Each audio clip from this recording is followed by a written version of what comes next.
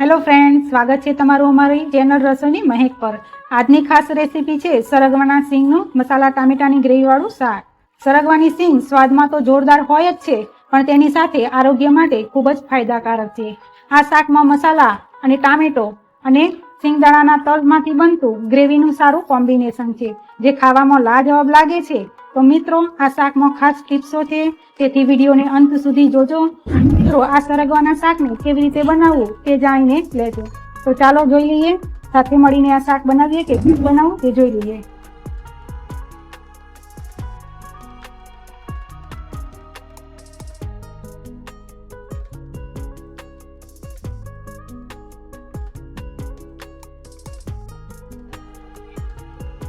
તો આ શાક બનાવવા માટે આપણે પેનમાં થોડું તેલ એડ કરશું।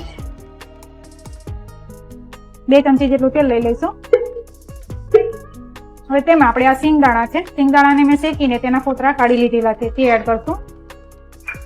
આ તલ લીધેલા છે, 2 ચમચી મેં લીધેલા છે। આ વરિયાળી છે 1 ચમચી, તે લઈ લઈશું। અડધી ચમચી જેટલી આપણે મેથીના દાણા લીધેલા છે, તે એડ કરશું। આ મરિયા છે તે લઈ લઈશું થોડા, અને આ આદુ અને મરચાં છે તે પણ લઈ લઈશું, અને આ ટોપરાનું ખમણ એડ કરી લઈશું।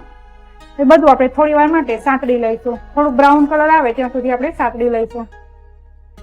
આમાં તમે ઝીણી સમારેલી ડુંગળી અને લસણની કળી તમારે એડ કરવી હોય તો કરી શકો છો। અત્યારે મેં ડુંગળી લસણ નાખ્યું નથી। આપણે ધીમા છે આપણે સાંતળી લઈશું બ્રાઉન કલર થાય ત્યાં સુધી। હવે 2 મિનિટ જેવું આપણે સાંતળી લીધેલું છે, અને બ્રાઉન કલર પણ થોડો આવી ગયો છે, તો આપણે ગેસ બંધ કરીને આપણે તેને એક બાઉલમાં કાઢી લઈએ।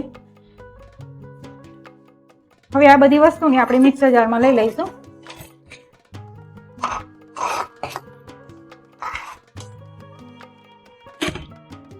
હવે તેમાં આપણે થોડી સાકર એડ કરશું આ ટાઈમે, અને સ્મૂથ એવી પેસ્ટ બનાવી લઈશું।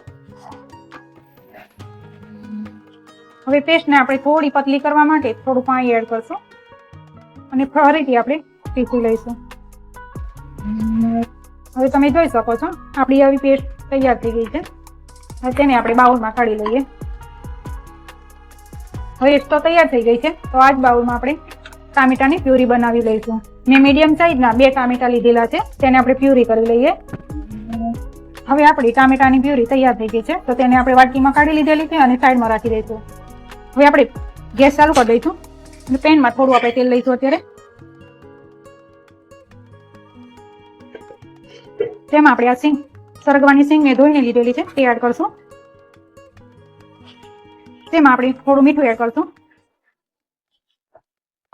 થોડી હળદર એડ કરશું, અને અડધી મિનિટ માટે આપણે આ રીતના સાતળી લઈશું। આપણે સિંગને આપણે આ રીતના સાતળી લીધેલી છે, આપણે તેમાં થોડું પાણી એડ કરશું। હવે આપણે સિંગને 50% જેટલી આપણે કૂક થવા દઈશું। આપણે પૂરેપૂરી બાફવાની નથી સિંગને, તેને થવા દઈશું, અને આપણે ઢાંકણ ઢાંકીને થોડી વાર પછી જોતા રહીશું। હવે આપણે જોઈ લઈએ, 5 મિનિટ જેવું થયું છે, તો આપણે જોઈ લઈએ તેને।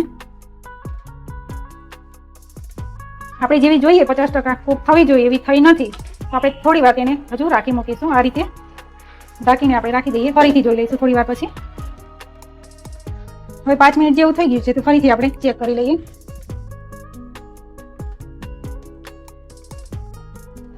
આપણે જેવી જોઈએ છે તેવી આપણી આ સિંગ તૈયાર થઈ ગઈ છે, તો તેને આપણે એક બાઉલમાં કાઢી લઈએ।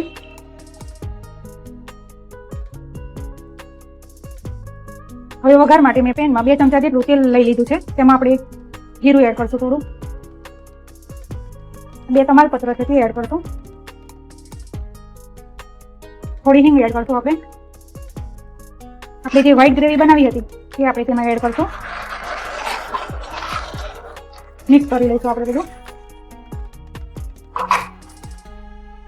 ગેસની ફ્લેમ મેં અત્યારે ધીમી જ રાખી છે। હવે તેમાં આપણે આ હળદર એડ કરશું, તેમાં આપણે થોડું ધાણા જીરું એડ કરશું, લાલ મરચું એડ કરશું। આપણે બધું મિક્સ કરી લઈશું। અડધી મિનિટ જેટલું આપણે હલાવી લઈશું, જેથી આપણા મસાલા બધા મિક્સ થઈ જાય। હવે તેમાં આપણે આ ટામેટાની પ્યુરી એડ કરી લઈશું। હવે આપણે મીઠું એડ કરશું, તેમાં સ્વાદ મુજબ મીઠું એડ કરી લઈશું। ટામેટાની કચાશ ન રહે તે માટે આપણે અડધી મિનિટ જેટલું આપણે આ રીતના હલાવી લઈશું. હવે અડધી મિનિટ જેવું થઈ ગયું છે તેમાં આપણે આ સિંગ એડ કરી લઈશું સરગવાની. તે સિંગને 6 સિંગ લીધેલી છે, તે મીડિયમ સાઇઝની હતી, તે આપણે લીધેલી છે. હવે તેમાં આપણે થોડું પાણી એડ કરશું.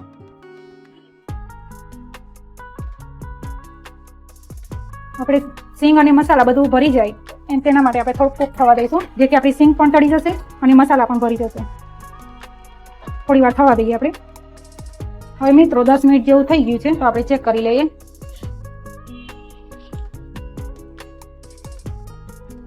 આપણે મસાલા અને સરગવાની સિંગ બંને સરસ છોડી ગયું છે, તેમાંથી તેલ પણ છૂટું પડેલું દેખાય છે. સિંગને આપણે ચેક કરી લઈએ. સિંગ પણ આપણી સરસ એવી બફાઈ ગઈ છે. હવે તેમાં આપણે થોડો ગરમ મસાલો એડ કરશું. થોડી કસૂરી મેથી લીધેલી છે મેં, તે એડ કરી લઈશું. થોડી કોથમીર એડ કરી લઈશું. એ બધું મિક્સ કરી લઈશું. મિત્રો તમે જુઓ છો કે કેવું સરસ આપણું શાક બન્યું છે. સરગવાનું શાક જેને પસંદ ના હોય, જે ના ખાતા હોય તેને પણ ખાવાનું મન થઈ જાય તેવું થયું છે.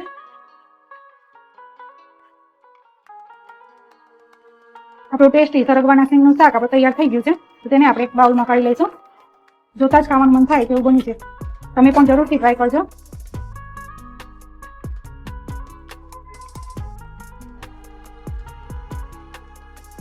તો મિત્રો તૈયાર છે આપણું લાજવાબ મસાલાથી ભરપૂર અને ગ્રેવી વાળું સરગવાનું શાક. મિત્રો સાથે જ આ શાકને તમે એટલું સ્વાદિષ્ટ અને મજેદાર બને છે કે તમને તમારા મિત્રોને અને પરિવારને જરૂરથી આ શાક ગમશે. તો આ શાક તમે ચોક્કસથી બનાવજો અને તમારા પરિવારને પણ ખુશ કરી દેજો. તો કેવી લાગી આજની રેસીપી? જો તમને મારી આ રેસીપી ગમી હોય તો લાઈક, શેર અને સબસ્ક્રાઈબ જરૂરથી કરી લેજો, જેથી અમારી નવી રેસીપીના વિડીયો તમને મળતા રહે. તો આવજો ફ્રેન્ડ.